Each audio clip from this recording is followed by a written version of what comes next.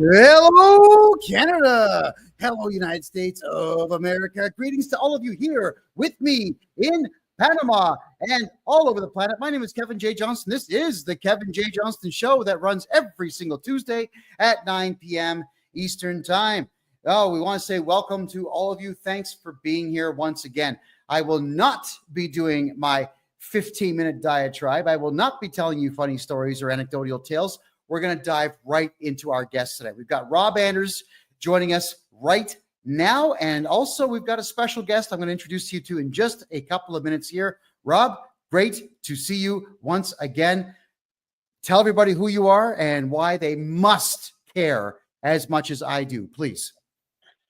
Well, I was a member of Parliament for over 18 years in Ottawa, first the Reform Party, then the Canadian Alliance, and then finally the Conservative Party federally. And I've gone down the rabbit hole of central bank digital currency, and I'm very concerned about the control that will give government over individuals' lives, etc. And you can just look up the quotes of Mark Carney to figure out where he wants to take stuff. Oh, yeah. It's very dangerous. And our next guy that you're going to introduce is one of these bankers in Alberta who I think really understands. And we swap some emails back and forth type of thing about where we think this is all going. Well, let's just introduce him right now, shall we? Brett Oland from Bow Valley Credit Union in Alberta. Welcome to the show for the first time. It is a great pleasure to finally see you face to face. Oh, great. Well, thanks for having me. Really appreciate it. Well, tell everybody here what Bow Valley Credit Union is and how it's different from a federal bank. And then we're going to dive right into my questions. Go ahead. Oh, boy, open a can of worms there. Okay, Bow Valley Credit Union based in Alberta. We've got about 600 million in assets, which is small relative to the bigger banks, especially in the U.S. We are a credit union, which means that we are membership owned, so we're not driven by shareholder demands. Specifically, the BlackRocks, the Vanguards, the State Streets of the world, and specifically in Alberta, we're regulated differently. So we're regulated provincially, which our province definitely has more a freedom mindset in mind than the Ottawa mindset, which regulate the bigger banks in Canada. Specifically, Bow Valley Credit Union, we're well known for pushing back against the COVID mandates for vaccination. We never forced anybody to take any vaccinations. We feel that's a health decision that should be made on behalf of an individual, and it's not up to corporate organizations or governments to make that decision. Secondly, we're pretty well known for very much pushing back against Ottawa. During the Freedom Convoy, we refused to close anybody's accounts that were associated with that, which a lot of the bigger banks across Canada were forced to do that. And then thirdly, we're pretty well known for our stance on hard money, specifically gold and silver, and we're starting to tread our way into Bitcoin. So. Whoa, okay, that's quite the mouthful. And what I find here is that Bow Valley, I lived in the province of Alberta from 2021 to 2023, and everyone knows who you are. So congratulations on that. In fact, most people say, hey, try Bow Valley if you're tired of the big sticks. So there we go. Rob, the reason we're having tonight's show is you sent me an email, which it caught my eye because it says Texas and mints own coins. Let's talk about what Texas is doing. Please go ahead. Sure. So they have a bill that's been drafted and will be before the Texas legislature. And it basically is to go back to what they call constitutional money. Texas is unique in many ways. I mean, not only is it a large, powerful state, I think it would be the 6th largest economy in the world if it was on its own type of thing. So it's a powerhouse. But, when it won the War of Independence vis-a-vis the Spanish Empire / Mexico, it was a much larger state than it is now. It actually went all the way up to Wyoming. And so when it finally got admitted to the United States as a state, and Sam Houston went from being president of the Republic of Texas to being a governor and then later on a senator, et cetera, whatever, in Texas history, I think it was in 1846, what happened was Texas became a little bit smaller, lost some of those territories to the north, which some people were talking about naming, and those names came to fruition in the future, like Washington or Colorado or whatever, right? So Texas has the ability constitutionally to split into 5 separate states still to this day. And what that would mean is that all of a sudden, rather than having 2 people in the Senate, that territory would have 10 people in the Senate, and it would increase the electoral college votes by 8. And obviously that would be like probably 8 more Republicans, you know, for Republican president like Donald Trump, etc. So it has a very unique situation. The foundational documents of the United States stipulate gold and silver as money, as currency, is valid. And so what Texas is doing, what one of these state legislators is doing, is basically reverting back to that and saying pre-Federal Reserve, after the turn of the century, after John Pierpont Rockefeller passed away, that you know, basically they're going back to real solid money. So you know, Brett and I have talked about this, where in Alberta we have these provincially regulated financial institutions. His is one of those. I would like to see the Alberta government change it up so that the mandate, if you will, is to have those institutions take on a percentage of gold, silver. One might even toss in oil, you know, etc., as a way to bolster the assets. Because I frankly don't trust Justin Trudeau or Mark Carney with the direction that they want to go with regard to central bank digital currency and their spending. So anyhow, that's just a thumbnail sketch. Well, that's wonderful. Now, Brett, over to you. Is a Bow Valley Credit Union. I know that we don't get taught anything in school about money, finance, mortgages, even how to shake hands or create a resume. These are not things you get taught in high school.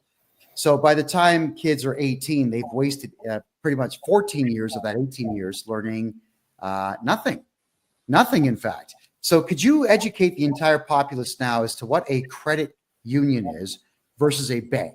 Please go ahead. Sure. Yeah, I touched on a little bit of it earlier. So first and foremost is we're shareholder owned, or member owned versus shareholder owned. And so our members are within our communities of Alberta. We're only regulated to operate within Alberta. And that means that there's not a shareholder off in a far off land dictating to the board of directors a direction that it should go. That often happens in the bigger banks, especially in Canada, where there's foreign interests that own, say, RBC, Royal Canadian Bank. And you can look, it's public knowledge that you look at the shareholders of these corporations, and a lot of the time it's BlackRock or Vanguard or State Street, which is very different value proposition than what a member of a credit union has. And so inherently, when you're a member, actually an owner of your financial institution, you take it a little more seriously, and you want your money to be a little safer in an organization like that. So as a member, you can vote for the board of directors as well as the bylaws of the organization to basically dictate direction of the organization. So now let me ask you this: when's the last time have you been able to tap a board of director of a big bank on the shoulder and say, hey, I'm pretty concerned about something like this? And the answer is just never. No, you're the first. You're the first one in, I guess we'll say, a head office to ever return an email of mine. The first. Normally I get some regional plebe who doesn't speak English typing up horrible letters. They don't even spell check them and send them to me. So thank you for that. No, you don't get to talk to anyone. But I find, and I want to get both your opinions on this one. I find that's actually quite the Canadian phenomenon. After being in Panama now for 8 months, I can walk into any bank here and just talk with managers and make deals with the banks. I've had the opportunity to meet with the mayors now of the 3 biggest cities in the country. So you have access to politicians here. You have access to banks that want to do business.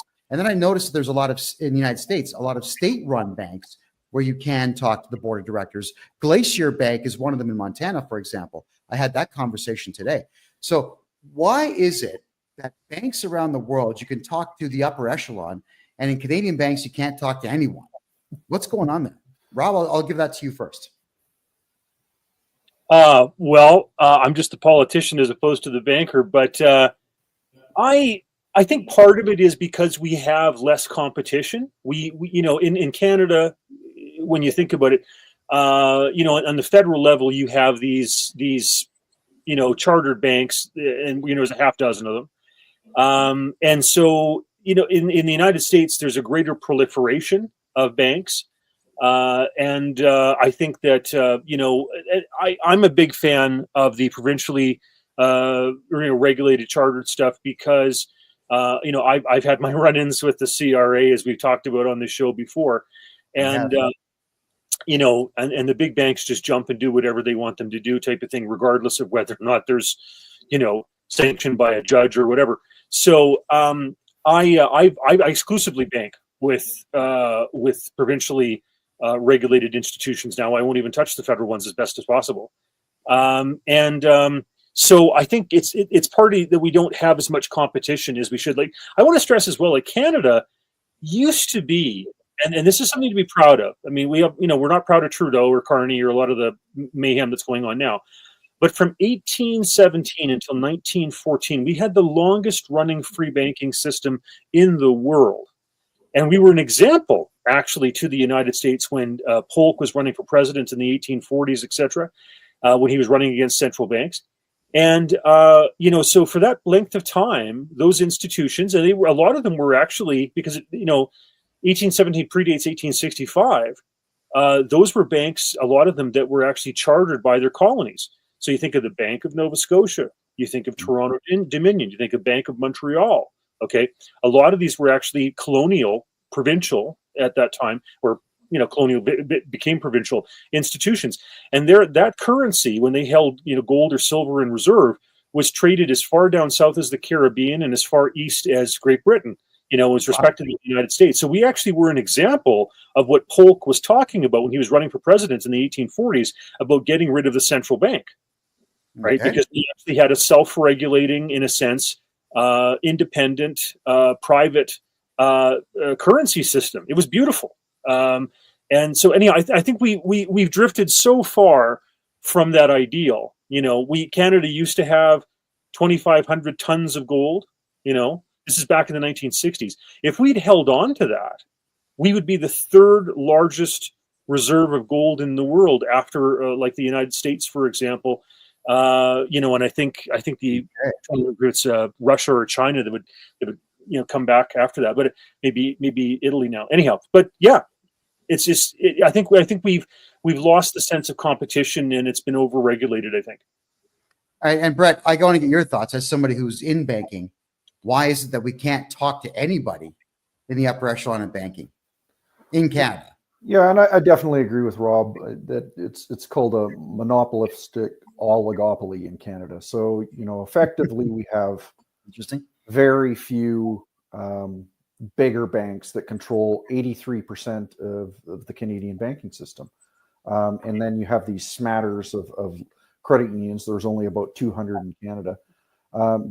Compared to the United States, where they have over 6,000 banks that you can choose from. So there's definitely that piece where there's lack of options. And what's really troubling to me is in Soviet Russia, there was one central bank and there was one commercial bank. And so basically, if you got debanked by the commercial bank or the central bank, effectively you were done.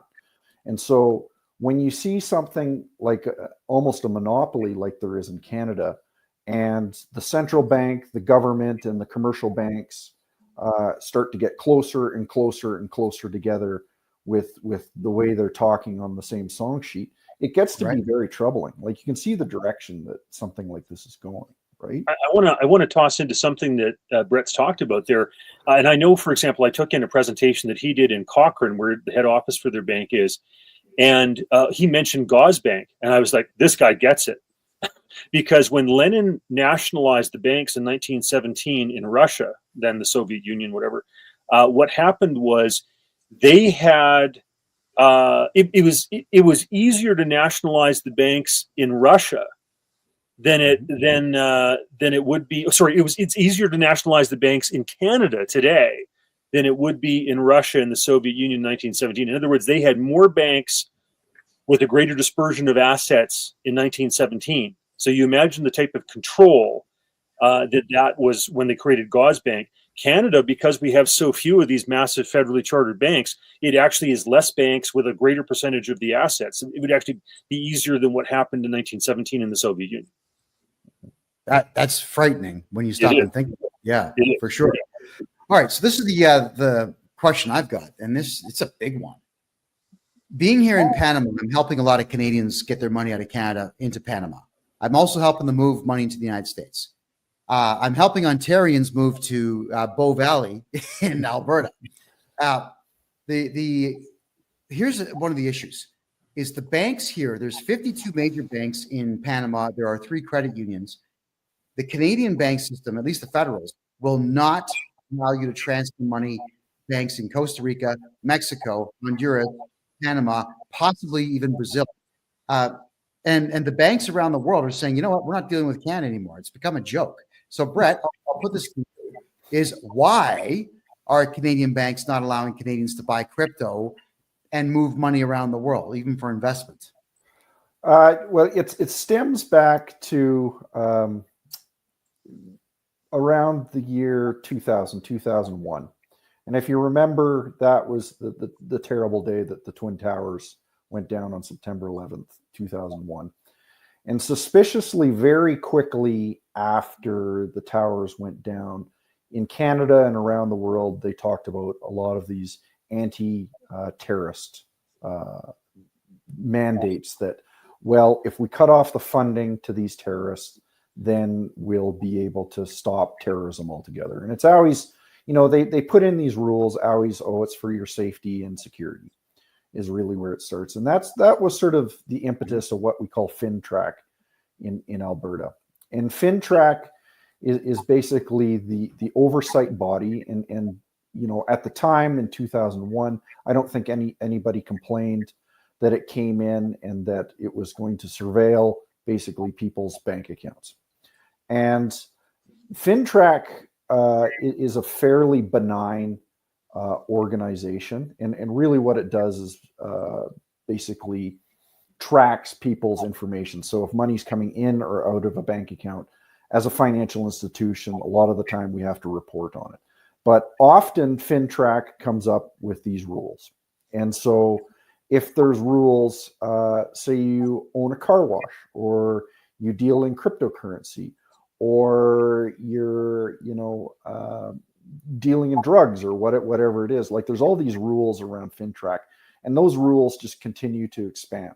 And so what they do is specifically blacklist a lot of countries around the world, and basically say, you know what, they're not your traditional country that does business, and so we're going to basically blacklist them, and we're not going to wire any money to them, type thing. So I'm certain that there's ways that you could find around it by finding an intermediary bank in the U.S., which I'm sure you figured out, Kevin. But yes, they don't make it particularly easy, and that it's not a surprise that they're dealing with very cash intensive businesses. They're dealing with crypto where you can move money without surveillance, money exchanges, all these things that they seem to be very clamped down under the rouge of basically your safety and security, because we're going to protect you from the bad guys, which of course, I think anybody on this channel would understand with their eyes wide open what the real objective is. So, well, I certainly think so. Yeah. I just like, to chime in about how, terrorism, morphed into opposing the truckers and COVID mandates and all that type of stuff. And if you're opposed to the green agenda and, 2030 and 15-minute cities and all that type of stuff, or if you just have a larger carbon footprint or you don't agree with diversity, equity, inclusion, et cetera, like that's where that stuff's morphed into. It's very sad. Yep. And you can call anybody a terrorist now, like those truckers that went to Ottawa, you're a terrorist. So then basically it activates this next set of rules where you can basically take away all their rights and freedoms, right? So, well, which is exactly what happened, but it's also putting the fear into everybody nationwide. The trucker convoy goes out there, does the right thing, helps Canadians get their lives back. But the penalty is that A, you get trampled by horses, RCMP horses, and B, you get your bank account shut down. That terrified the average Canadian. So where people were afraid of the Canada Revenue Agency and the government before, now they are purely terrified. And I know this because I do taxes for people, and everyone's terrified. But FinTrack, maybe I'll let you guys decide who's going to answer this one first. Wow, FinTrack got involved with the crypto market. So you had companies like Coinberry, which is now BitBuy. Then you also had ShakePay, and now you've got Kevin O'Leary getting into it with WonderFi and a couple of other projects. But I used to be able to buy $50,000 worth of Bitcoin and just move it wherever I wanted. Now, if it's over $3,000 that I purchase and move, FinTrack is either contacting me through letters to my address, or they're contacting the exchange I'm buying from. So first off, why do they care about $3,000 transactions, and what can they do to enforce their will? Go ahead. I'll let Brett handle this. I'm less experienced with the crypto stuff. Go for it. Well, right. you know, interestingly enough, when they first implemented FinTrack, it was any transaction over $10,000 is what they were concerned about. And so if you think about that, that was the better part of 24 years ago. And so inflation's just eaten that $10,000 alive, and you know, that's more more or less. And they keep on lowering that rate of you know, in your case, they say anything $3,000. At one point, FinTrack came to us and said, we want you to track all cash transactions. And thankfully, a lot of the big banks and financial institutions pushed back and said, listen, we can't do business like this. It's impossible to do that. So part of the challenge with is I'm not understanding why they're doing it, other than to basically gain more control. And a bigger, more scary thing that probably we should be concerned with is in March of 2023 budget at the federal level, they threw a whole bunch more money in the millions of dollars at FinTrack to basically soup up its connection to AI, so it can do a lot of this tracking for them. Built up connections between the RCMP, which are like the local or the federal police here in Canada. And so like, and these connections just, it's hard not to think that they're going down to a nefarious place with all these things happening, when they're basically sharpening these tools in the background. So, okay, so I'm just being asked what FinTrack is. Financial Transactions and Reports Analysis Center of Canada. Yeah, just nosy individuals that want to know everything that you're doing. I'll just tell the two of you gentlemen what I had to experience. It was 3 years ago, where someone who didn't like me called FinTrack, but also the Alberta Securities Commission, to make the statement that I was openly selling crypto on the market without a license. Now, I had no idea there was any such thing you needed, but I'm asking the question, where would I get servers to do this from? Really? So when the Alberta Securities Commission sent me a letter, they told me what I was accused of, and they said that I had to turn over all the marketing materials I've ever used, the full names of everybody that I work with for the corporation that they said I was representing, my full name, bank statements for everyone for 6 months, home phone numbers, the whole 9 yards. So I called my lawyer. I said, could you please just deal with this? But why would the Securities Commission and FinTrack be sending out letters like that? well, in my mind, they're terrified of cryptocurrency and the power of the system. And so I'm relatively new to the space and learning about it more and more every day. But I'm seeing what crypto can do already with some of these apps. And the governments really should be terrified. If they want to maintain control of the financial system, the crypto will destroy it. And crypto is faster, it's better, it's a better store of value, it's more private. Yes. You know, you name it, you go down the list of these things, and they if you think of money as power and control, they quickly realize that they'll lose it if the world moves towards something like a cryptocurrency. I just wanted to chime in and say that I sent out something today where Mark Carney, just blasé, talks about wanting to control $150 trillion to target that money, private money, toward his green, Agenda 2030, et cetera, whatever stuff, right? Their green agenda. Now, when you think about that, that's 100 times Canada's national debt. That's over four times the national debt of the United States. Like, what type of control freak do you have to be where you want to have taps and levers and controls and fines and penalties on 150 trillion private dollars to make sure that your agenda gets accomplished with regard to the green stuff? Like, it's all about control. It's just so nasty. Yeah, what exactly will this control get them? I mean, there's only so much money you can have and only so much you can spend. I mean, does anyone have any idea why they want this kind of control and what the plan is with it? If I may just jump in there, I think Brett and I could both give you like 100 different answers to that, but the one that I think just boils it right down is look at China. Look at the digital yuan. And if you realize in China, if you criticize the government, you can't get a plane ticket, a train ticket, a bus ticket. Right. You can't apply for a government job. They can make your money expire within a certain amount of time. You've got to spend it how they want you to spend it. And if you don't, it disappears. Like, it's all about that control. So like, there's all sorts of facets to this, but I think that China is the easiest way to understand what some of these control freaks want. Yeah, positively. And Brett, just to reflect on what you were saying about crypto, we're doing taxes, like we're doing a lot of taxes for a lot of people in Canada, some in the United States as well, buying and selling corporations. And the truth is, some of the amounts that we bring in surpass $50,000 to $100,000 per transaction. I'd rather have it in crypto. I really don't. I don't want Canadian dollars anymore. And if I was given the choice between $1 million in Bitcoin and $1 million US, I would take the Bitcoin. I've seen the power of the crypto market, and I had an opportunity to talk to a number of individuals, real hardcore crypto people in Costa Rica and in Mexico.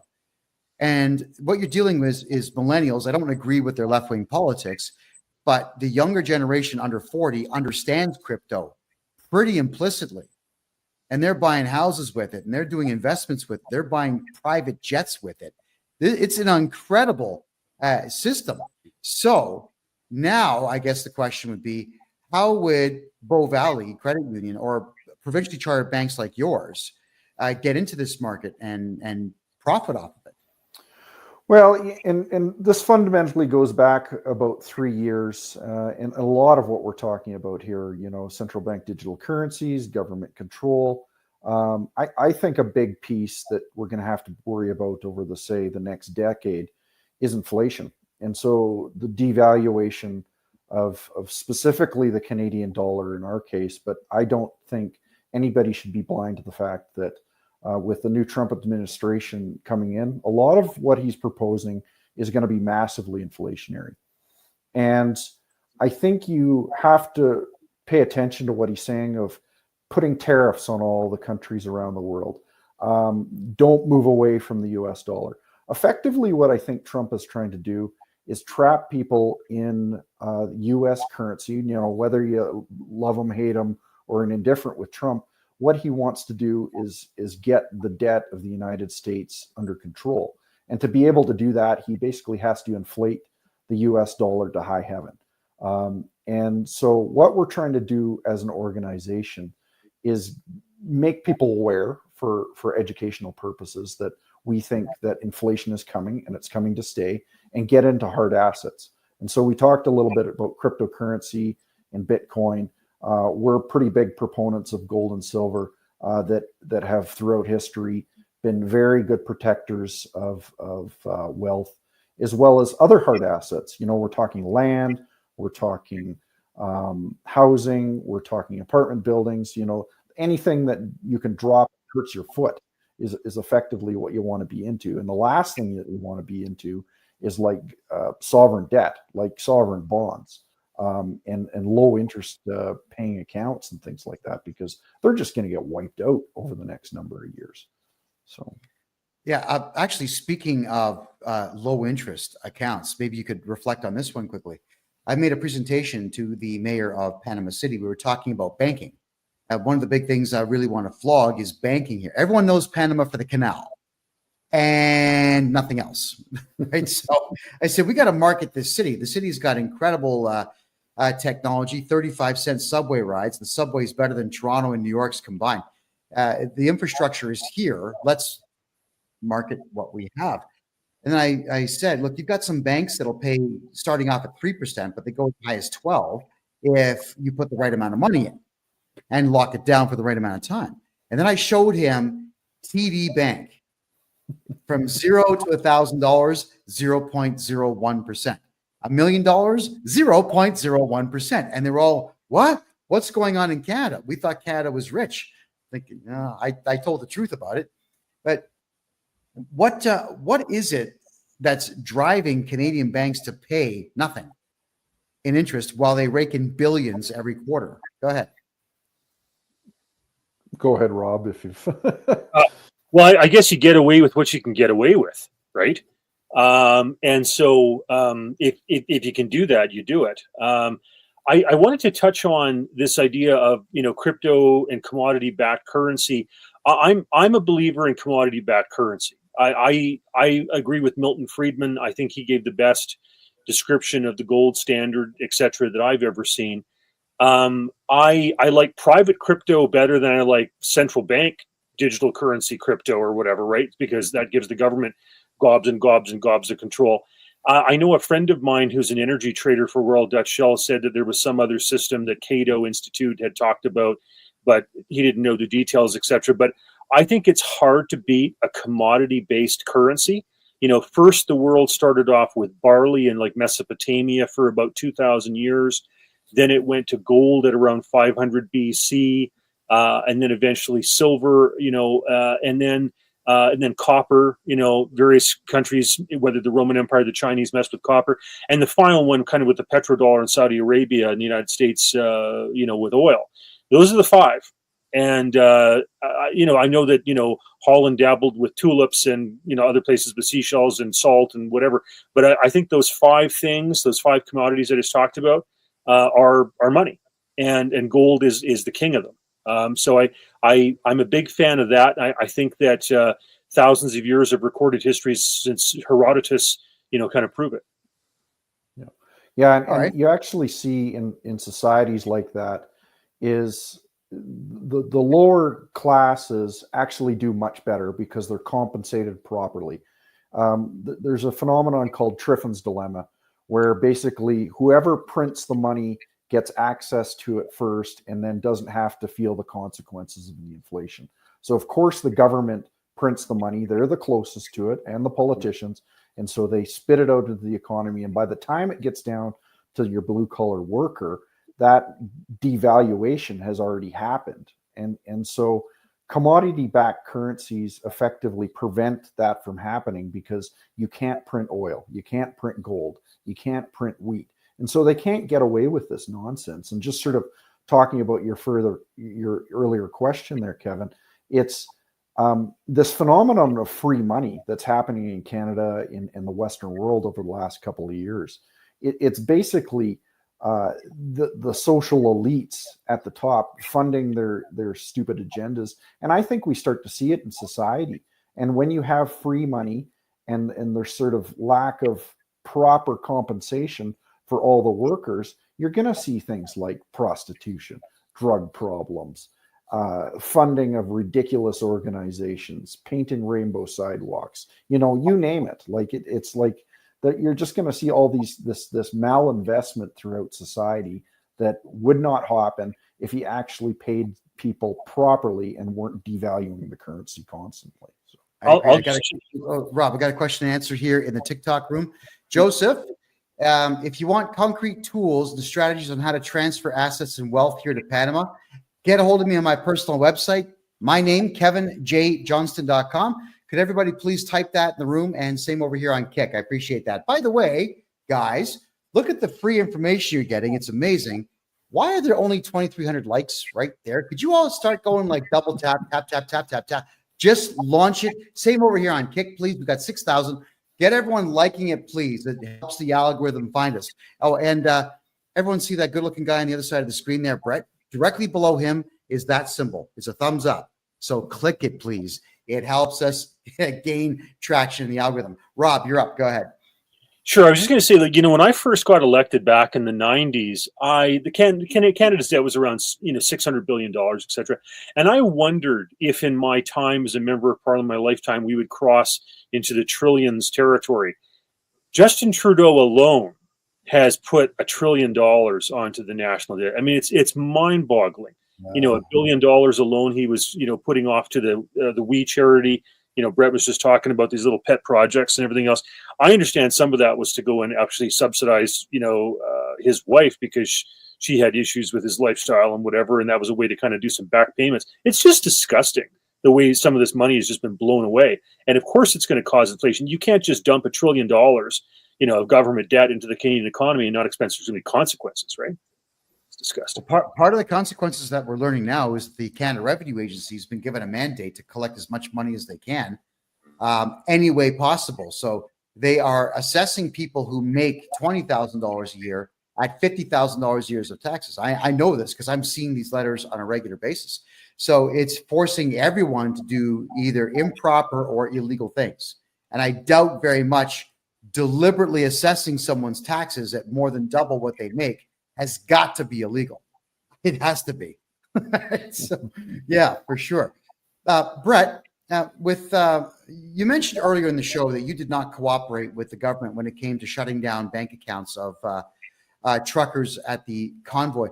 Could you explain what it is that led you to that? Is there a mandate because you're provincially chartered that allows you to ignore the Fed?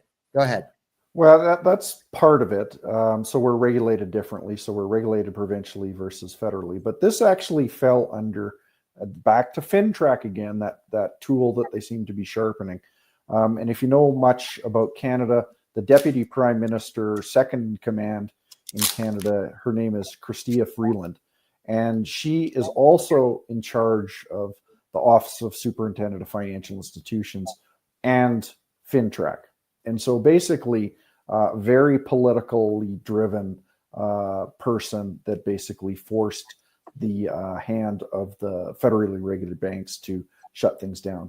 But what was really interesting is that within hours of her getting up on the podium and talking about, we're going to enact what's called the Emergencies Act and shut down people's bank accounts and things like that, these banks are actually started doing it. So they had advance notice that something was happening in this regard. And we made the conscious decision with it. If we get this order, we're going to push back against it. And we're going to fight it in the courts. And we didn't receive one letter. We didn't receive one email. We didn't receive one phone call to do that. And what was really baffling is, as far as I know, no other financial institution did. They did it as a wink and a nod, and the Deputy Prime Minister standing at a podium saying we're shutting down people's accounts. So unless I'm missing something behind the scenes, just unbelievable, Well, no, actually, what you said makes sense. Wow. Okay, I'm blown away. So I'm going to formulate this statement in question properly here. What you said makes perfect sense, because they knew that the CEOs of the 6 big federal banks would go along with it. But they probably had a feeling that the smaller institutions like yours would ignore them or fight back or get a court order of your own to counter it. So it sounds to me like this was not a court order. It was just a phone call made in a backroom deal. Is that pretty much what it was? Well, that's what I suspect. And that's what I mean by these banks and the government and the central bank getting closer and closer together. These organizations like the central bank and the commercial bank and the government are supposed to be very distinct, separate organizations, and they're for good reason, because they don't want that malinvestment. They don't want a communist society. But the thing is, as we see those get closer and closer together, you start to see these problems like this. And it's that backroom phone call that's, just close down all these truckers' accounts, would you? And no problem. One of these things I find disturbing about this, and Brett's really touched on this, is that the more that the central banks dance the government's tune and do what they want them to do and are complicit with the agenda, whether it's central bank digital currency or whatever, the less there is the need for them, right? Like if you've got a federal government that basically dictates credit and dictates who can get what in terms of financing because of its rules, and if you generate too much carbon or you don't jump to the tune of diversity, equity, inclusion, you're not going to get credit, etc. The oil and gas sector gets shut down, whatever. Like you become irrelevant, right? Because you no longer are a separate financial institution. You don't make independent decisions, and God forbid you have politicians that become the bankers, right? Because all they care about is the next election. Like you think Justin Trudeau cares about whether or not you have capacity to pay? Like it's a joke. Yep. And you start seeing things like recently in Canada, your viewers around the country or the world might not know this, but they're removing the GST on some items in Canada. So the GST is a tax that's put on products and services around Canada. And they've decided for 2 months they're going to remove the GST on some products and some services. So to me, that is picking winners and losers. And that's exactly what a communist or government does, is picks winners and losers within products and services in society. That's also frightening. And Brett, I wanted to go back because, I mean, you know this as much as anyone does, is this idea of banks cooperating with the Canadian government without court orders. The Canada Revenue Agency, for example, you actually are the one that pointed out Section 317 of the Excise Tax Act to me, which I went through, where the Canada Revenue Agency, if they're not able to get you to cooperate with them, what they'll do is they'll issue a letter, which is called a requirement to pay, to the banks. And then if the banks don't do it, all it says in the Tax Act there, Section 317, is that they'll be held liable. So the banks in Canada say, oh, well, we got a requirement to pay letter. We will give the CRA the money. So it's not that the CRA people has access to your bank account. It's the banks that actually give it over. But Brett, I had a great conversation with a gentleman that works for the CRA. I'm actually going to release the audio track soon as my lawyer says it's okay. And this guy, he was nice. He was polite. We were actually very nice to each other on the phone. But he says the following: the CRA does not sue people because we do not want to set a precedent of losing. He said this. He also said that they don't file criminal charges because they can't make money on that. They don't seize properties unless it's an absolute guaranteed slam dunk win that they have case law to back them on, because it costs too much money to try to get somebody's house. Mm-hmm. So if the CRA is making statements like this, what are the banks afraid of if they just tell the CRA, no, we're not going to give people's money to you anymore? If you don't mind, I'd like to just delve into that.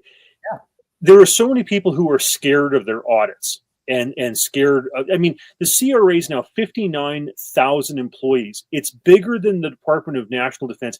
It's bigger than Canada Post. Okay, that's ridiculous.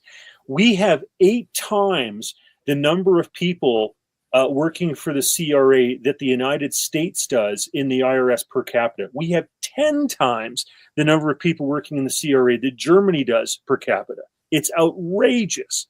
And I want to tell a story about David Elderfield. He's a fellow that I know. He ran a company called Wayfair Identifiers.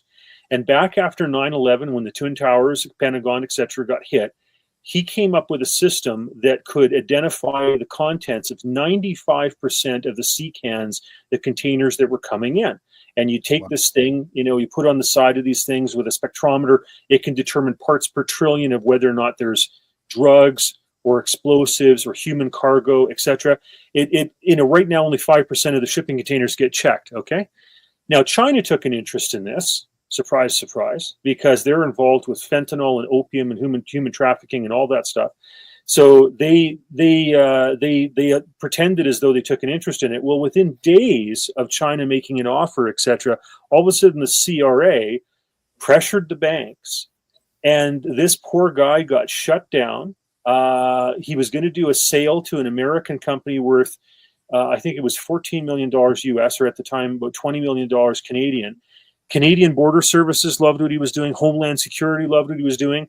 And this poor guy got shut down, and his system was better than ArriveCan. Okay.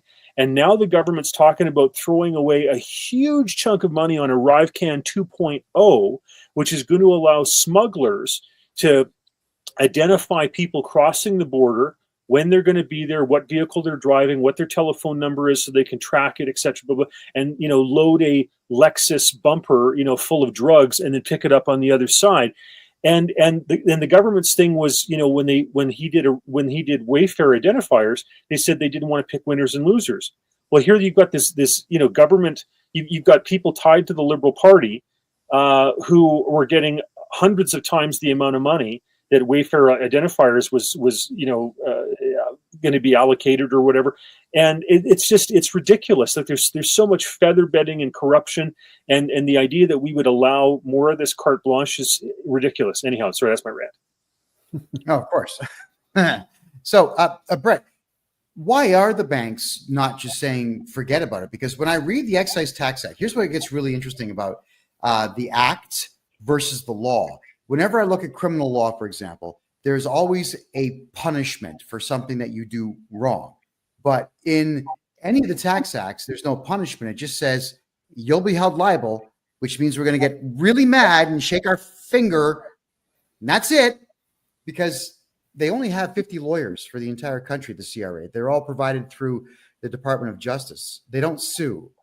Is there a way that we could get the banks, financial institutions, employers to just say no to the CRA? Well, it's a really good question, and honestly, I don't have a good answer for you other than the precedent's sort of been set, and I guess it's sort of where do you draw the line too? We get demands not just from the CRA, but we also get child support demands and things like that. So right. The thing is, does child support demand make sense? Yeah, personally, I believe in that type of thing. Whether you do or not is a different case, and so I really don't have a good answer, but it's a good conversation to have, and maybe we need to think that through of like what are the repercussions of something like this of the CRA coming down on you? I don't know.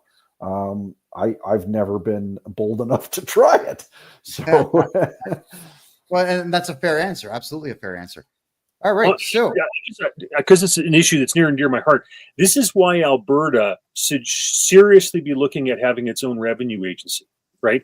The idea that you give that much control to Trudeau and one of his ministers, they don't even listen to the ombudsman. In David Elderfield's case, the ombudsman did the highest, level of reprimand he could do to demand an apology from the CRA, and they still didn't do that, right? It's ridiculous what they get away with, and the idea that Alberta, or any other province would roll over and let them have this much control, it shouldn't be. Well, you see, actually, I agree with that. And then based on the fact that earlier in the show, we talked about Texas minting its own coins and possibly currency. The province of Alberta, for those who don't know, around the world, in Canada, there's 10 provinces, which essentially are independent countries that work under the banner of the Dominion of Canada, all trying to get free stuff from each other. But Alberta has oil and beef and trees and water, beaver pelts. We got it all. Alberta does have it all. It could be an independent country just on the oil alone.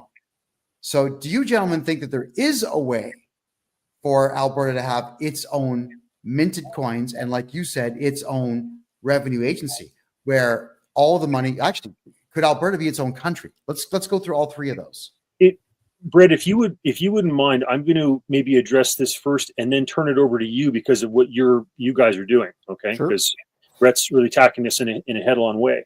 So I would like to see the Alberta regulated financial institutions have a peg. It could be 1% to start off, then 2, then 3% of assets in, say, for example, gold, silver, oil. Okay, I know I was approached by somebody, I won't mention who, but I know they have connections to the premier, who was talking about Alberta having a crypto that could be convertible into hard assets like gold, silver, oil. Now, Alberta is probably best situated in terms of oil because, we produce millions of barrels, etc. We have a little bit of gold, but not much. And anyhow, so oil is the easiest one, I think, in terms of that. But Brett is talking about having not a government sanctioned version or something done by the government of Alberta or even by a very Alberta regulated institution like the Alberta Treasury Branch, but they've kind of got their own idea. So Brett, over to you. Sure, yeah, and probably the best way to explain this is what we talked about earlier. Rob, you mentioned the free banking system, and effectively those banks way back in the day had those reserves. They had those tangible assets, and so there's basically 4 types of banking systems. There's for this case, we'll use gold. So there's people can exchange their wealth and their store of value in gold. And we soon move to a receipt-based system. So it's like, okay, the gold is in the vault. I'm just going to give you this piece of paper that says we're transferring gold back and forth. And then we moved to a fractional reserve system where it was just fractions of that actual gold in the vaults. And now we're in a system which is basically a complete fiat system, and there's nothing really tangibly backing it. We at Bow Valley Credit Union want to move that back down the scale. And so that's why with the profits of our organization, we purchase gold and silver as monetary metals to be that reserve, to sort of move back towards that. As well as we just came out with this product last week where you can actually, the biggest problem with gold and silver is the premiums on like a 1 ounce coin are pretty high. But on a 1,000 ounce bar of silver or gold, the premiums are actually quite reasonable. But part of the challenge is nobody wants to lug around a 1,000 ounce bar or can afford a 1,000 ounce bar of gold or silver. And so what we've done within our organization is with our partner Silver Gold Bull, we've tokenized that 1,000 ounce bar. So you can actually purchase fractions up to 100ths of an ounce of that gold or silver and easily convert it back and forth between fiat and your store of value. So you want to be able to move seamlessly through from your store of value to your medium exchange, buying your cup of coffee very easily. And that's sort of what we've created within our organization. And we can see that the governments don't have a lot of palate for this because they lose their power. So basically we're starting it as a private organization and similar to what Texas is doing, basically saying, yeah, we're going back to tangible money. And this is the route that we've taken. And so if the federal government isn't going to do it, we're going to do it. Okay, so you're essentially a small provincial bank that actually has gold and silver in its vaults. Correct. Yeah. Compared to the other ones that have nothing in their vaults. I'm very happy to hear that. And I'd like to add in that if Alberta did this, okay, I think there would be like a sucking sound for money capital across the rest of the country. They would be fleeing to something that wasn't just fiat garbage and that actually had, a fractional reserve. And he and I both agree with this, in terms of the fractional reserve part. Like a history thing I just want to touch on for a second is, when Rome, for example, had its gold, silver, and copper coins, at one stage, the Roman Empire and its economy got to the stage where it was almost going into territories to get more mines because it wanted to have more, commodity type of thing for its currency. The Spanish Empire ran into the same thing, but then discovered Peru, and then all of a sudden the pieces of 8 were all across the world and causing inflation of their own type of thing, but were really sometimes the most common currency even in the United States during that time. And then the British Empire also had that type of situation where literally they were going into territories to make sure they had enough, of the commodities to back their pound sterling, etc. So I think that to have a fractional reserve and probably utilize these various commodities that I've talked about that are time tested is kind of the way to go. And I'm hard pressed to think of a better system. I don't know of one. Yep. All right. So you I actually combine want to, sorry, Brett, you go ahead. Oh yeah, and exactly the road Rob's going down here, and you've touched on there, Kevin. It's like this concept of using the blockchain or the crypto technology as well as hard assets in commodities and things like that. The technology is there, and we're capable of doing this type of thing, and it would, you know, build a very sound financial system. I wanted to point something out here. You mentioned silver, gold, bull. I actually buy all of my gold and silver from silvergoldbull.com. I know that people are buying commodities now. Have a look at this, everyone. These are copper coins. They're not pressed with a face value, but they're pressing coins so you have an ounce of copper now. And I wanted to show you here, out of stock, out of stock, out of stock, 1 kilogram out of stock, 1 ounce copper bill out of stock, coins out of stock. People they're lapping it up. They're worried. I think that the average person in Canada is excessively worried about the Canadian dollar. I'm worried about it. Being here in Panama with the US dollar, I'm losing 30 cents on every dollar. It's really getting on my nerves, actually. So my thoughts are I'm going to have to start buying up vast amounts of gold and just pay the duties and get them shipped down here just to be able to have the same value. Anyway, I just want to point that out to everyone that the Canadians are catching on to the fact that the Canadian dollar is kind of useless. And if you look at XRP has tripled in just the last month. People are believing in other things. So, Brett, you being in banking, I'll ask you this one. The Canadian dollar, is it going to be around in 5 years? I think, especially what the Trump administration is doing, I fear for the Canadian dollar really bowing under its own weight. We continue to and Rob, you're probably better versed in this, but effectively the Canadian dollar is backed by our resources of our country. Very significant oil and gas producer and exporter. If governments continue on down the path of this green agenda and continue to make it more and more difficult to get oil and gas out of the ground, our dollar is going to collapse on itself. With massive amounts of tariffs, our dollar is going to start collapsing on itself. You know, we're one of the least productive G7 countries that there is, and I think we might even be the worst productive G7 country that there is. You know, people are getting poorer within this country. We're less productive, and this all leads to a decline in the currency and the devaluation of the currency. So, and part of the challenge is this compounds on itself. As we lose ground against the US dollar, a lot of the products and services that we try and import are priced in US dollars. And so inflation starts to increase. And then they print more.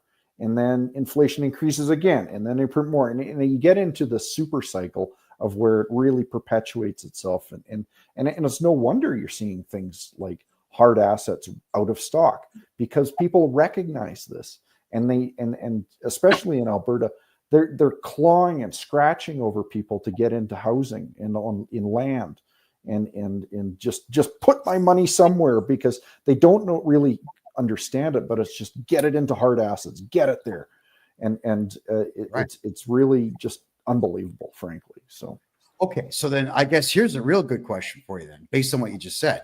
Let's say that everyone in Canada takes all of their cash and buys hard assets with it. Let's imagine that everybody could afford a house. What would happen to the housing market if the Canadian dollar crashed and had to be replaced by the American dollar? Like, I know it's completely speculative, but it's a concern of mine. Honestly, to stabilize things, I think that may be the direction that we have to go ultimately. If people lose faith in the Canadian dollar, it's still the worst the dirtiest shirt in the pile, but the U.S. dollars is still a safe haven, and rhetoric by the Trump administration only compounds on something like that. And in my mind, and we touched on it earlier, but the U.S. dollar will be the last dollar the last currency to fail. Everybody will currencies will collapse before the U.S. currency will fail. So I think I'll add on that to say that, okay, let's talk this BRICS thing, for example. You've got Russia in the midst of a war that is not going well for them. Their currency, their gold reserves have gone down as a result. China has gone down in terms of their gold reserves by about 1,000 tons since a little over a decade ago, etc. And their economy is having its issues. India is going ahead and storing up and buying it's massing its gold reserves because it's worried where things are going to go. South Africa, has its own issues, type of thing. So I don't think that that's realistic. Like I know that China and Russia don't like having to deal in U.S. dollars and would prefer to get out from under that. But if I'm a banker in Frankfurt or Zurich or wherever, I'm not going to look at the BRICS thing and go, yeah, that's credible. I don't think that's realistic. The euro. Britain is looking to do the Brexit thing. They're kind of, going back and forth with regard to that. Germany has now elected, the Alternative for Deutschland in a serious way in the Bundestag. They're looking to get out because they don't want to take on the debts of Portugal, Italy, Greece, and Spain, etc. You think about it with the euro, you've got 20 plus countries with 20 plus macroeconomic variables. So to figure out the value of the euro, you've got to have like 400 to 500 variables in the calculation. Like it's insane. I think Margaret Thatcher was right when she said that lowering the tariffs and creating a common market made sense, but that the lack of immigration controls and the common currency was not going to work out. I think she's right. It's just a matter of when. So I agree with Brett that the Americans with 8,000 tons of gold are still, and by the way, that's not the 20,000 tons of gold that the United States had in the 1960s, right before they delinked to gold in 1971 with Nixon. So they're not the currency they used to be, but it's still the best one of the bunch. Well, I'd rather make that than Canadian, but still rather make Bitcoin than both. So that's me telling you the truth there. Well, a common thing also, gentlemen, that's told me all the time is that Canadians actually want the U.S. dollar in Canada. Now that Trump has won, Canadians are saying they want Trump to invade, take the country over, and bring the U.S. dollar into Canada. So it goes to show that with copper coins being bought up, with silver coins being out of stock in these places, I don't think anybody really has any faith in the Canadian dollar, period. Canadians are on my case all the time. I mean, I don't have enough hours in the day to get the bank accounts open here in Panama that we need to. So is there any way to rescue this country that's going down the Canada, not Panama, Canada going down the toilet the way that it is? Well, I think Brett's part of the answer, which is that you've got to have banks that are willing to say, hold on a second, we don't agree with what the government of Canada is doing. We don't agree with central bank digital currency. We don't agree with the regulations that they're doing to try to kill the oil and gas industry. And we've got to kind of start doing our own thing because they're frankly not acting in a responsible way. So we need to have people that vote with their feet, their dollars and their checkbooks and their mortgages and credit cards and go toward institutions that are being financially responsible like Brett. And say, we don't want to be part of this super controlling, overly regulated fiat system. We want to go back to a fractional reserve. And I have been working and sending out emails, for a while now to try to encourage my fellow politicals in Alberta and across the country that I think Alberta is in the best position of any place to have our provincially regulated institutions move over to a fractional reserve system. Well, that's a mouthful. That would take quite some time to disseminate. Brett, I mean, Rob here is saying that you're part of the solution, and I think that you are, by trying to get banks to maybe hopefully follow your lead and own hard assets. Now, let's talk about commodity-based banking for a second here. Is it possible, you think, to actually have an oil-backed currency as opposed to gold based on how much oil Canada has? And would it make sense? Yeah, I think it probably is, and that would probably be the excuse of governments today is like, well, our dollar is backed by the commodities; they're just in the ground, which easier said than done to actually get them out. So that's probably their reason why that they think that they can print to high heaven, and that's sort of why I'm more of a proponent of something like gold and silver, and maybe what you do is you create a basket of commodities which it's based on, and you have a strategic petroleum reserve like the U.S. has, and it's actually drilled in tanks, in underground caves, whatever it is, and that's why typically people have used precious metals in the past, because oil can seep back into the ground, it can evaporate, wheat goes bad, there's these traits that the precious metals have that are unique, and it's similar to something like Bitcoin as well, because the thing is it's a limited resource. It doesn't disappear as long as you don't lose your seed phrase and things like that. Right. But there is a certain amount of protection around that. Can we get back to a more sane environment? I think money is a great place to start. I think if you fix the money, a lot of the problems that you're seeing in today, the social disorder would disappear. The wars would start to disappear. Dysfunction would start to disappear. And just sort of one thing I wanted to say, I got to correct myself when I was talking about being close to the money. That's the Cantillon effect, not Triffin's dilemma. Sorry about that. Gotcha. I'll have to look those terms up and do some reading. So J.P. Morgan said that gold is money and nothing else. And I would say that those other precious metals like silver and copper are good proximates and backup to gold. And then after that, just because Alberta produces so much oil, and because U.S. needs and has a strategic reserve, et cetera, and it's easy because we don't produce as much gold as we do oil, et cetera. It's an easy one for the Alberta government to have provincially regulated financial institutions go with. But any one of them is better than fiat garbage. Yes. Right. Oh, sure. Absolutely. Now, here's a question just based on commodities. I mean, gold and silver backed currencies, for example. This is a very interesting point that was brought to my attention yesterday, and I don't have an answer. Sri Lanka is a hotbed for every precious stone imaginable. Regular diamonds, yellow diamonds, gold, sapphires, rubies, emeralds, everything. And you can pick them up like this and put them in a bag and buy them for a couple $1,000s. Now, why would that country not be utilizing gems as their commodity? Why would Canada not use oil? Why would, I guess, United Kingdom use, what do they have? Nothing. So, come on. Go ahead, Rob.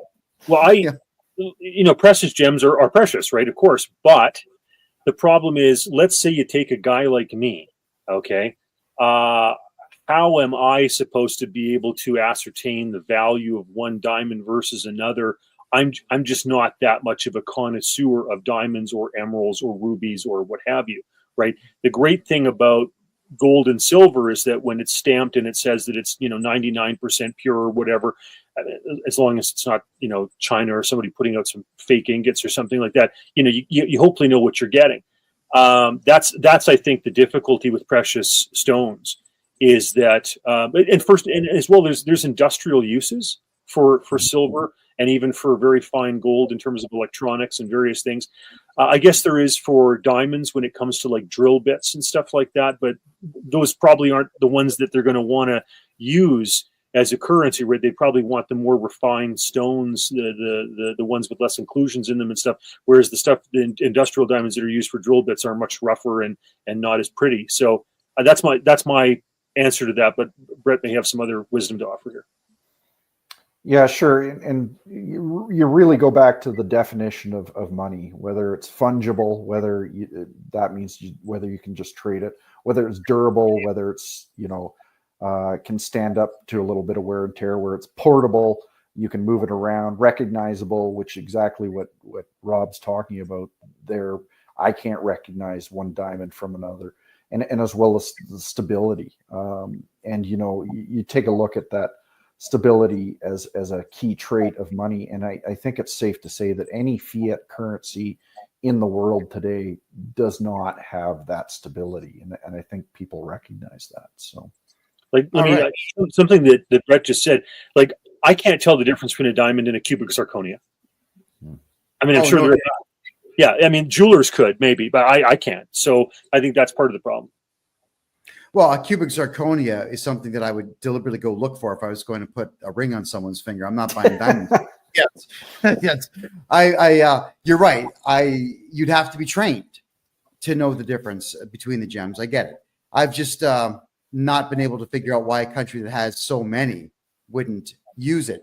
But now, something that I really wanted to talk about here, because mortgages in Canada, to get a mortgage or a loan in Canada is a nuisance. And it comes really from the fact that every time you walk in the bank, you say you want a loan. First question, by someone who's not born in Canada, I might add, who doesn't speak English. Oh, what's your address? We want your house. That's what they'll say. They're not wording it properly. They're asking for asset lists. But it seems that Canada is almost 100% asset-based banking, whereas most of the rest of the world is capital-based banking. You got a good idea in the States, you get money, you go do it, and you make money on that money. In Canada, unless you have $1 million, you can't get a loan for $1 million. Brett, I'd love to get your take on that one, please.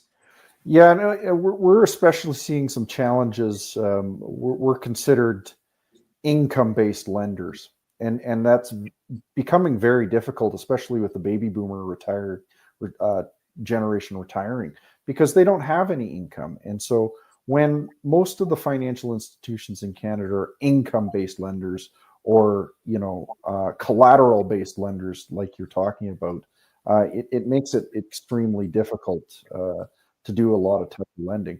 I would suggest it's a safer type of lending, but part of the challenge is, and we've seen this in Australia and especially in Canada, the housing prices have just gone up in their bananas with the cost of housing compared to the average wage of an individual. And it's not like that in the US. It's not like that in other areas of the world, where we're talking about 30-year, 40-year mortgages and that type of thing. And the youth in Canada cannot afford any housing. It's just unbelievable. So part of the challenge too is it just compounds on itself. So anytime there's a bit of a wobble in the housing sector, the Canadian economy is so dependent on it that the federal government is very quick to step in to solve problems and basically throw more credit at the system. So, but you're absolutely right. There's more than one way to skin a cat, and really you should look at hard collateral and capital to be able to do lending versus just passing around houses back and forth to each other, because it makes up a huge proportion of the GDP of Canada and Australia, right? So I just wanted to touch on China for a second. Like, one of the reasons that the Vancouver housing stuff is just priced out of ridiculous is of course there's great weather and people want to live there even if they can't find a job there, whatever. But as well, if I'm in China and I have this ridiculously controlled, regulated, blah blah blah, digital yuan, I am going to own a property in Shaughnessy in Vancouver, even if I don't live in it and it sprouts up weeds, because that's way safer than having my money in Chinese digital yuan in banks in China. So that's part of the problem for Vancouver, is you've got all this Chinese money that is desperate to get out of this corrupt system. And you're probably seeing a lot of that, even just what you do, Kevin. It's like Canadians recognize the corrupt system and they're looking for a better alternative down in Panama or Central America or South America, that type of thing, right? Well, I've already found it for some Canadians. There are a number of companies down here. It took a little bit of negotiating to get it to happen, but if you have a credit card, like an Air Miles credit card, buy a condo on a credit card. Just tap it, get your Air Miles, get your points on it. But now you've got a concrete bank down here. And condominiums, actually, they really go up in value in Panama. In Canada, they're worth nothing. I wouldn't give you $5 for one.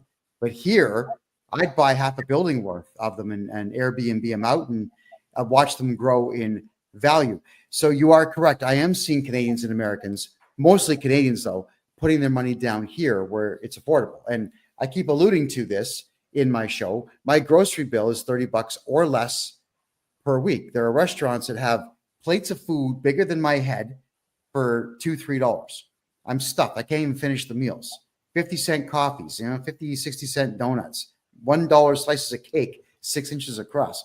It's easier to live in a place like this, much like I'm sure that Vancouver, as expensive as it is easier for Chinese folks, especially from the big cities, to live in. So yeah, we're seeing wealth moving out of crazy places into less crazy places all over the world. I just wish the Chinese folks knew that Canada is almost as crazy as China. If Alberta had these fractional reserve, real solid asset banks, there would be all this money from the rest of the country that would be flowing in here trying to get away from the fiat system in the other places. It'd be awesome. I would love it. Yeah, I would, and that would mean that Alberta should probably eventually have its own police force, get the Royal Canadian Mounted Police out because they serve no purpose, and have its own standing army. I think it'd be great. I would love that. Would be the Alberta that I would move back to in a heartbeat. Is to be there with its own currency and its own almost sovereignty. The Switzerland of Canada. It could be that. I know. Do you think that Daniel Smith's got the backbone for it? Well, we're going to see. And sometimes, even if she doesn't have the backbone, if we can convince David Parker and Take Back Alberta and the Alberta Prosperity Project and all these other plethora of organizations that push for these things and get people elected onto the board for the party, maybe that can happen. We'll see. Because it's worth it. It is. It would be a very rich place.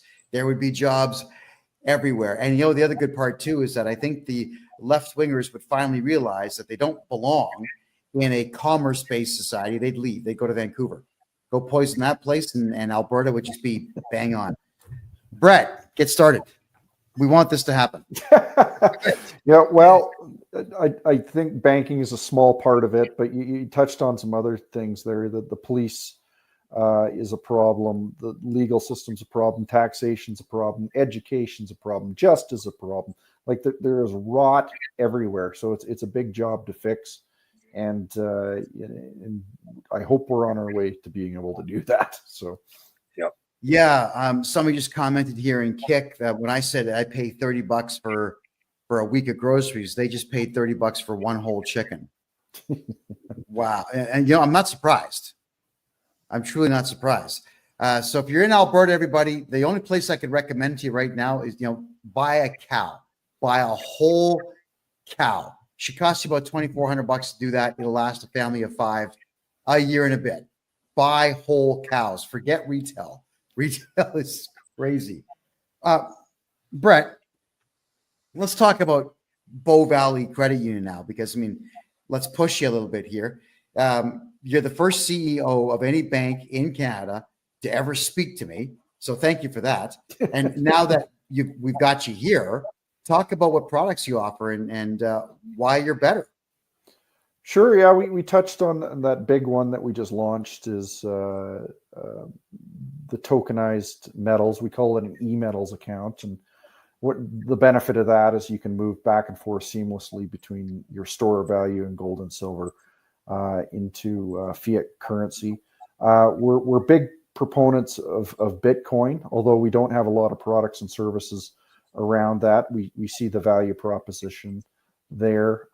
As far as I know, we're the only financial institution that will lend against gold and silver. So we consider it hard assets. And, that might even answer a bit of your question from earlier, Kevin, it's that truly is, that capital-based, commodity-based lending, when you can lend against your gold and silver.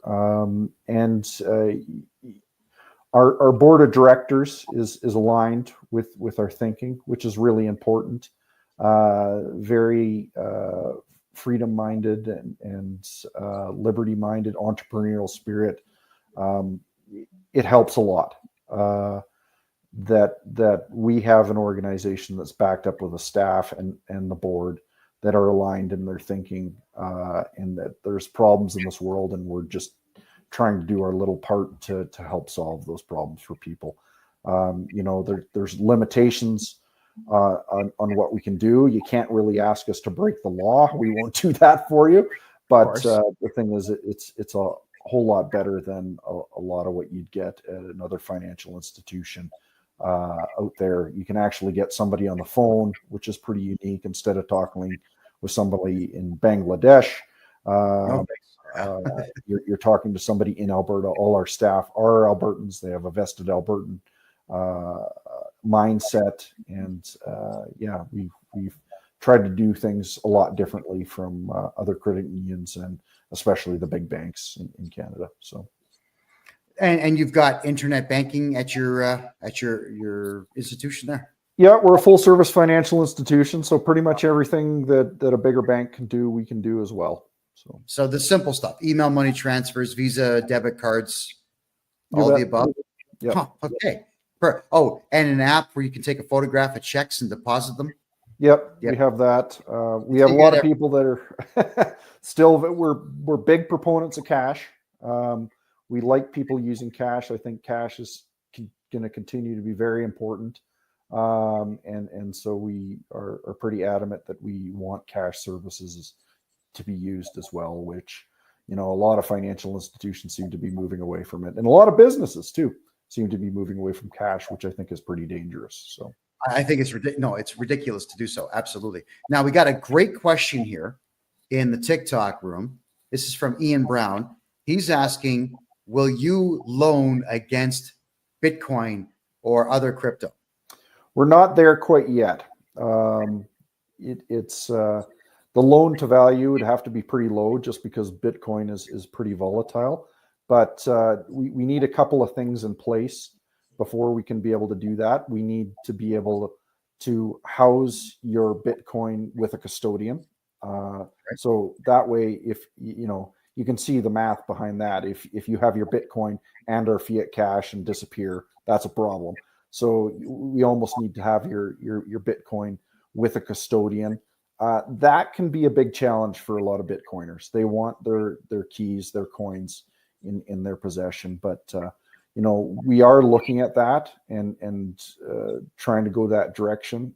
It might be a bit of an uphill battle with the regulators, but that's something that we are interested in. Is there also, I'll follow up with my own question on this, because I've actually been pestering a lot of mortgage brokers on this. Can we get loans to buy Bitcoin and sit on the Bitcoin, pay the minimal amounts in cash? When the Bitcoin climbs, cash it in and pay off your loan and have the extra Bitcoin over top of it? Is there a way that a bank could actually lend people to buy crypto? Yeah, it's called margining. You see it in the stock market all the time, and you just have to be prepared. And effectively, that's what we're doing with gold and silver in their loans too, where you're margining it, and basically you use it to buy more precious metals. But leverage cuts both ways. I think it's important for people to know that. If it is volatile like Bitcoin and goes down quickly, you might lose your Bitcoin.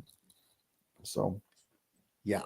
Okay, that's a fair statement as well. But you're saying it is possible to get a loan and buy crypto with it? Well, not through us yet, but and keep in mind, I'm a pretty firm mindset.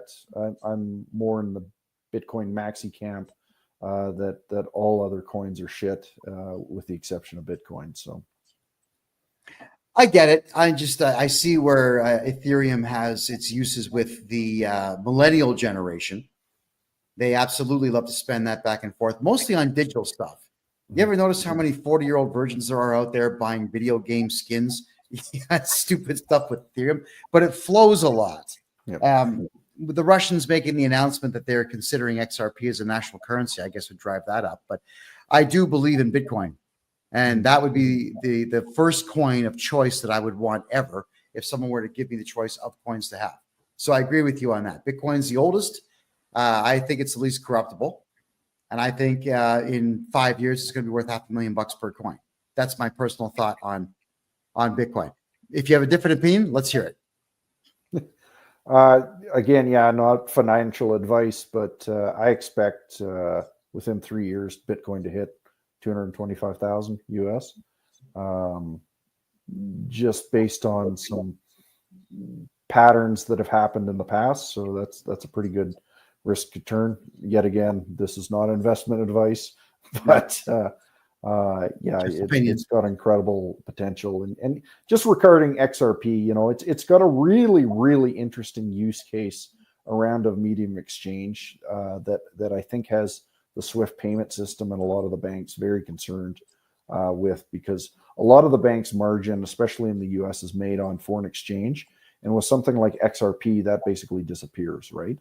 So I think XRP's popularity is increasing just because the number of transactions per second it can do on the worldwide networks. That's my explanation that was given to me on it. It was something like 44,000 per second, as opposed to Bitcoin, which was considerably less. Yeah. But I don't know if that's true or not. Yeah, I'm not sure on the specific statistics, but the medium of exchange use case is very interesting. I'm not so sure about the store of value case for XRP. Basically, what they've used is a cryptocurrency coin to fund the development of a payment rail system, is effectively what they do. So what's the value of that payment rail system? Right now, it's looking like it's worth about, say, 200 billion Canadian, which might be in the ballpark, but expecting XRP to go to 5,000, and that would imply that the XRP Ripple network would have an intrinsic value of 500 trillion. I think that's a little far-fetched. News to me about the Russians maybe using it as a store of value seems strange to me. The better use case for the Russians, I think, would be for a medium exchange, but that's just from what I understand. So, all right, perfect. And Brett, a lot of people are asking who you are because they can't on TikTok and Kick, they can't see you. So go ahead, let everyone know who you are and how they can find you. Oh, sure. My name is Brett Oland. I'm the CEO of Bow Valley Credit Union. To get in contact with me, just go to Bow Valley CU, the letter CU, like in creditunion.com. If you're interested in getting in contact with me, you can just reach out to the contact section and get in contact with me. And happy to have a conversation with anybody. Unfortunately, we can only help people with their banking within Alberta. But yeah, happy to noodle around a few ideas if anybody's interested. Can people move to Alberta and open an account? Absolutely. Yep. Can they open up corporations and run them out of Alberta and open up an account? Yes, they can. So you can have a corporate, your corporation registered within Alberta, and we can open up an account for you. Yes. Would you look at that? So get a hold of me and I'll help you get the corporation done. Brett's going to get your bank account going for you. Get your money out of the other provinces and spend it in Alberta. Yeah. The chicken wings are better and the women are prettier. There you go. Done. It's a good point, though, because we've touched on it this whole time. Capital flows where it's treated best. And the thing is, all you have to do is beat everybody else. And I think that's what Alberta is doing effectively. It's like capital is going to be treated better in Alberta. Money and people will flow here. Well, I absolutely agree with that. So everyone, that is BOW. It's not BULL. It is BOW.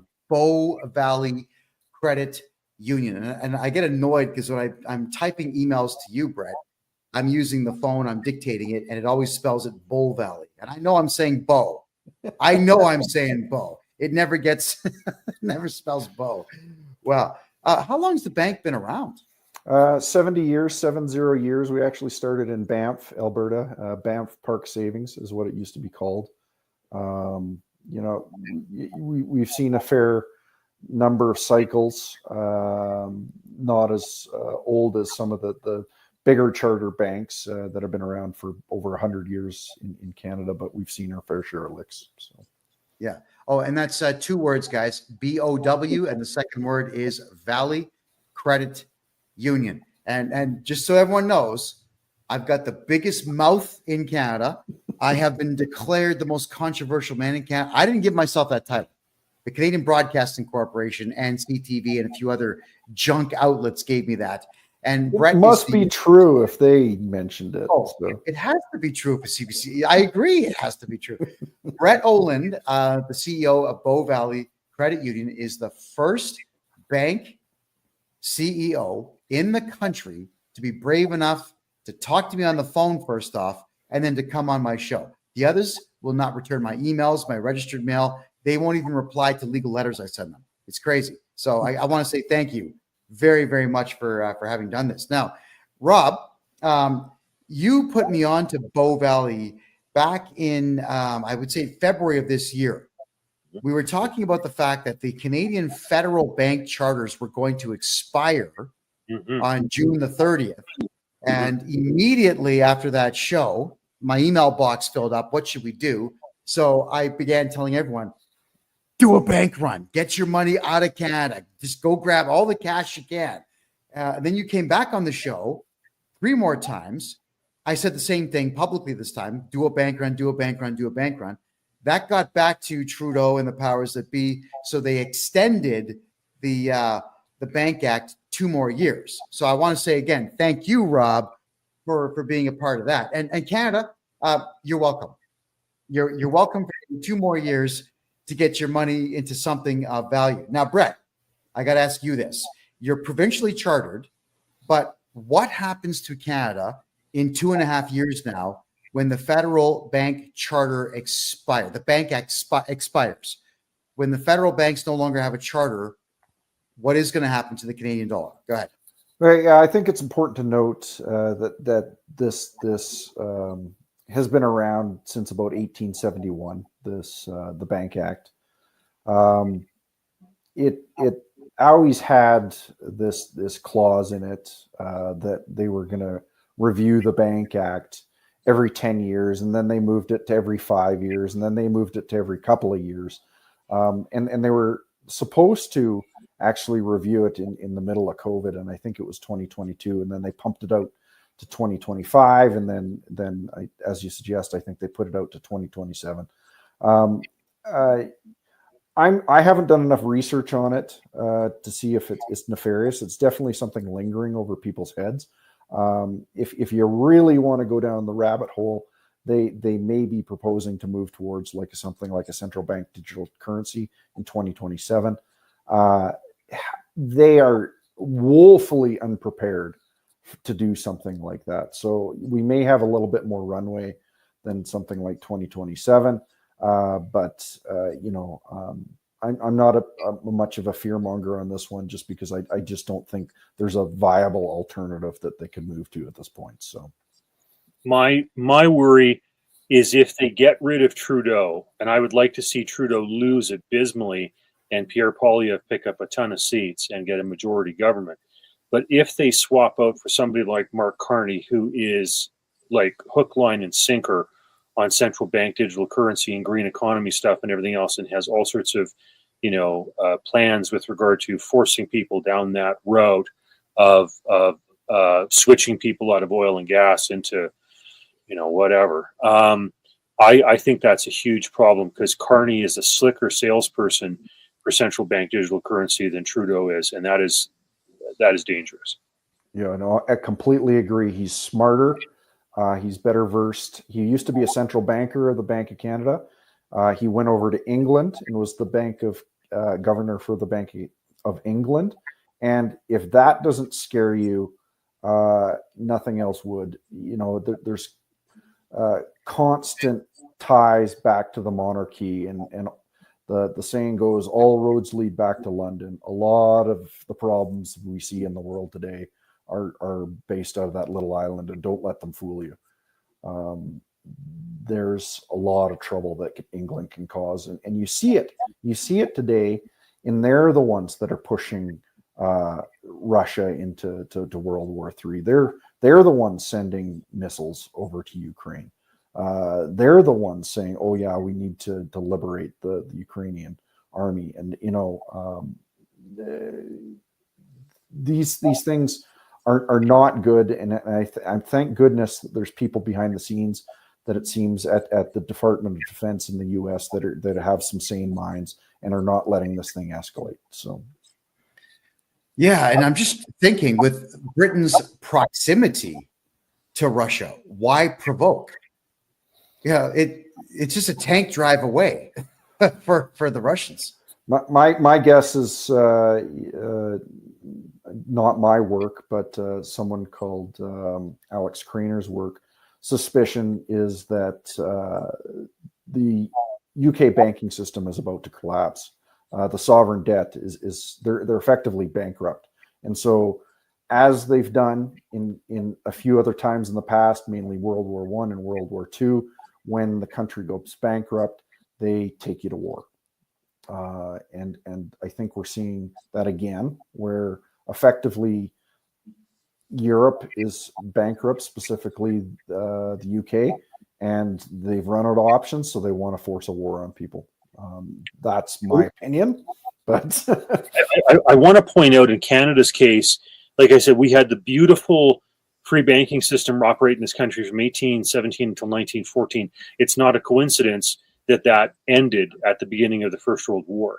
And it's not a coincidence that they brought in the Federal Reserve in the United States after Pierpont Morgan passed away, and with the introduction or whatever of the First World War. So wars they create terrible banking scenarios, right? They debase currency, they cause inflation, all that type of stuff, right? So because of the First World War, we lost the most beautiful free banking system the world had ever seen.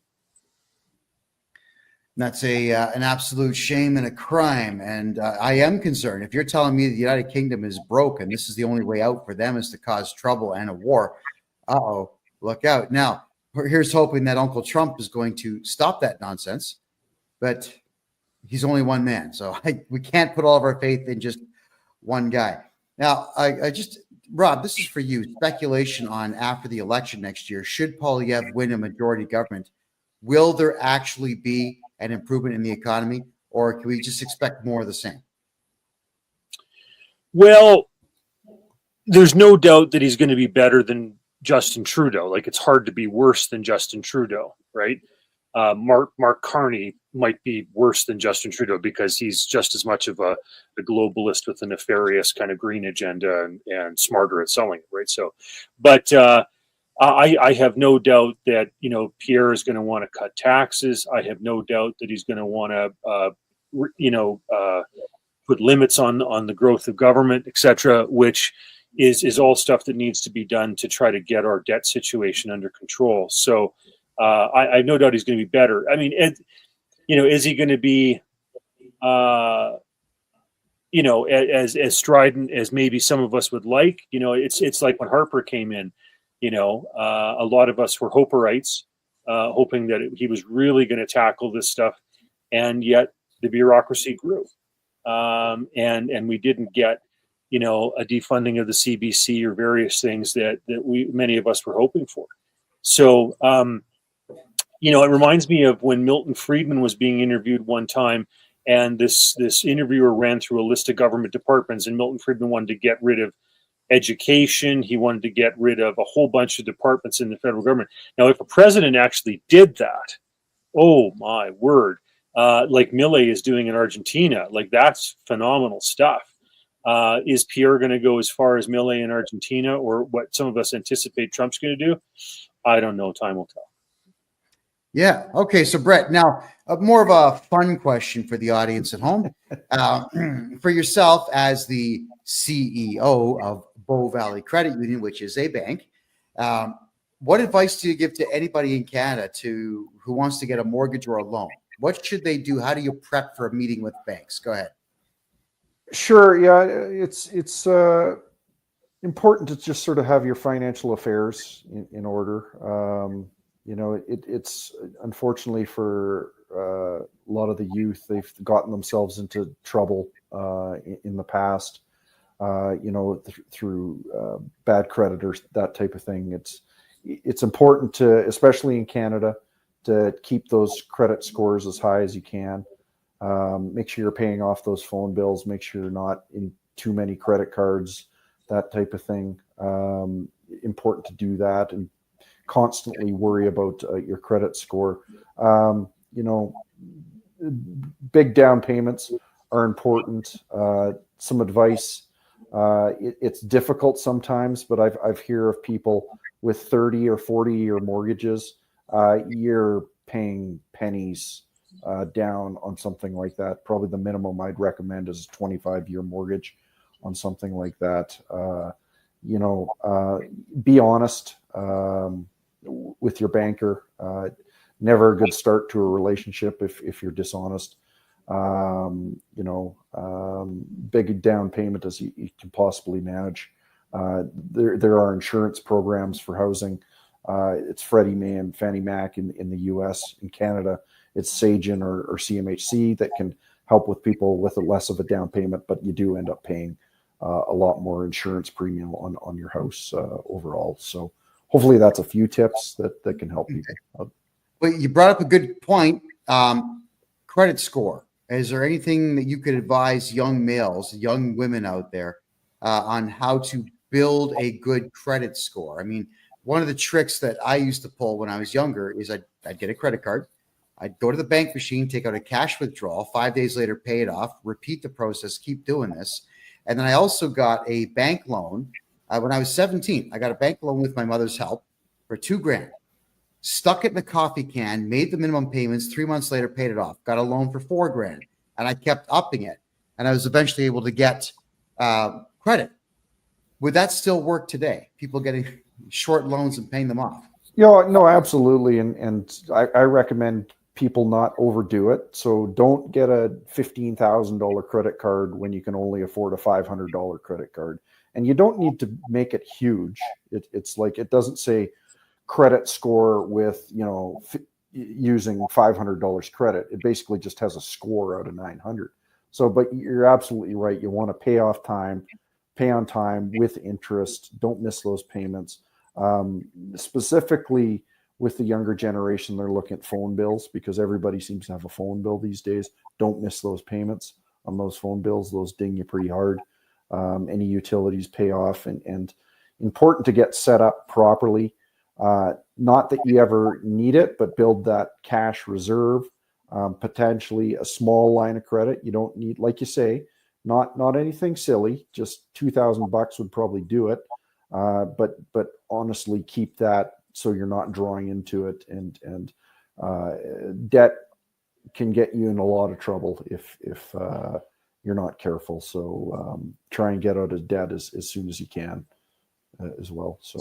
Yeah, you said a lot of stuff I agree with there, and some of the stuff I knew and some I didn't. So I think what I'm hearing here is maybe, correct me if I'm wrong, but maybe we should open up corporations and put our phone bills, our electrical bills, internet bills, everything into the corporation instead. Because, I can't see putting a power bill, a gas bill, an internet bill in your name. I don't think that builds credit if you pay it on time.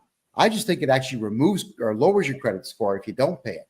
Am I right or wrong on that? Yeah, to some degree, you're right, because the thing is, the more credit pulls that you actually have can actually decline your credit score. So if you go to the phone company and the utility company and a bank and a mortgage broker and all these companies all at the same time, and they pull a credit bureau on you, it can actually decline your credit score just because the algorithm thinks that you're going out to try and grab money wherever you can. So it's important not to do it all at once. But it's not anything I've heard of, but it's not a bad suggestion of sort of de-risking yourself by putting stuff in a corporation that could effectively have a crappy credit score, and you get off having a good, clean one. So, yeah. Oh, yeah. I started doing that almost 20 years ago. There has not been a bill in my name in 20 years in Canada. Just because I got tired of finding out that there was the possibility. Sometimes you just forget. You forget you had something, and it goes into what they call an R9, and your credit score just drops. Yeah, it's possible to forget. So yeah, I would say do the corporation route as well. Okay, so Rob, you were a member of Parliament for 18 years. You had, unfortunately, the opportunity many times to be 5 feet away from Trudeau and so on. Your experience in politics is absolutely unbelievable. Could you maybe in our last 9 minutes here give your thoughts on what Canadians can do to protect themselves and their families? Please go ahead. Well,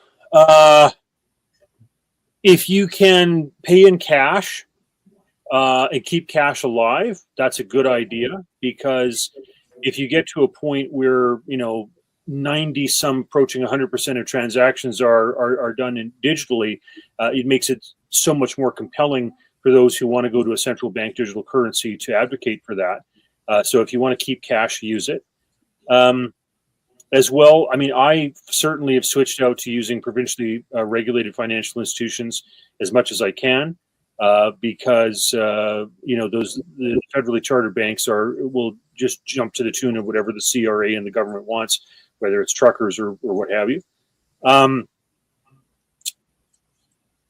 I think all the stuff that Brett was talking about your debt scenario, is good advice, and I think that people have to worry about where interest rates are going to go. I expect what's going to happen is you're going to have a yo-yo effect on interest rates, where the government wants to appear that it's doing something with regard to inflation, so they'll hike rates.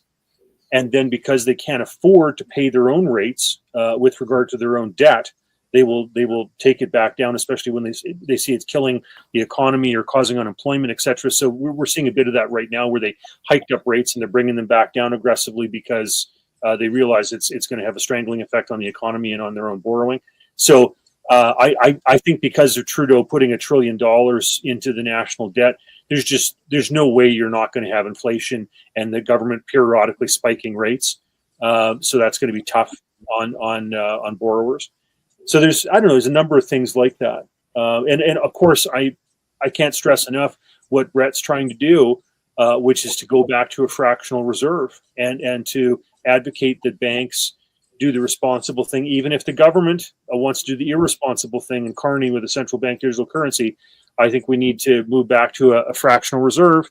In Alberta's case, I've advocated this, where at first you can make it 1%, and then you take it to 2%, and you take it to 3%. Make it easy for people to meet the hurdles, but to go back with having something that backs up currency as opposed to the fiat we have now, it's a mistake. Canada had a great system going, and we've abandoned it.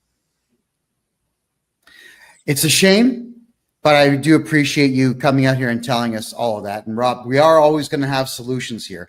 Rob, how do people find you online if they have any questions for you? I'm on Facebook. I'm the guy in the silver billy Stetson cowboy hat. robforblue@gmail.com is my most used email address, type of thing. Perfect. Rob, wonderful to see you again. Thank you so much for being here. And hey, Canada, you're welcome to Rob for extending with me that Bank Act for 2 more years. Great to see you, and I hope we'll talk to you in a couple of weeks. Sounds good. All right. Thanks, Rob. Take care. Okay, Brett, got me here for the last couple of minutes. Again, I am thrilled beyond reproach to have you here. You're the CEO of Bow Valley Credit Union. You've answered a lot of great questions tonight for people. So please blog yourself. People should be banking with you. You are someone who decided to come on this show, and I represent what we'll say the common man and what the common man expects out of their government, which I think is too much because the government's not prepared to do anything. I just want to say thank you for coming out here, being brave enough to talk to the common man through this show. So please tell everybody how they can reach you and how they can make money with you. Go. Just plug it. Sure. Yeah. It's a lot simpler if you are an Alberta resident, and you can just go to our website, bowvalleycu.com, and nose around a little bit and see what we're up to. I think people are going to be really interested in this eMetals account, where you can basically keep your store of value within gold and silver, but easily transact into fiat currency back and forth, or borrowing against your gold and silver. You can get a hold of me through that website. I am about to start to get a whole lot more active on X, Brett_Oland, at Brett_Oland on X. There isn't a lot of activity there now, but we're about to ramp that up a lot more, just with some little insights and videos of snippets and things like that. And yeah, happy to have conversations with people, even if you're not able to bank with us. Maybe you've got some concerns about what to do financially, and we can help maybe navigate you in the right direction, or thinking about a few things that maybe you want to think about. So. Yeah. And again, everyone, if you open up a corporation in Alberta and you run it out of Alberta, you can have a corporate bank account with Brett Oland and Bow Valley Credit Union. I'm sorry, I'm from Mississauga in Credit Valley. I get those words mixed up sometimes. Wow. God, I have had such a great time tonight. Brett, thank you for answering all my emails. Thank you for talking to me on the phone. Thank you for passing off all the banking information privately in our conversations. And thank you for being here tonight. Greatly appreciate it. Yeah, no, absolutely. And this type of thing is really important. So thank you for hosting, and let's hope we can build a better world, sort of a little bit at a time. So you and I are on the right track with that. And we'll do this again soon, I'm sure. All right. Thanks very much. Thanks, Brett. Have a great night. Take care. Right. What an incredible pair of guests we had tonight. I mean, this is something I've wanted to do for quite some time. And I'm eternally grateful to both gentlemen for being here. And for my American friends who are watching this, I'm a Canadian citizen, born in Toronto, raised right next door in the city of Mississauga, which is an 80-minute drive to Buffalo.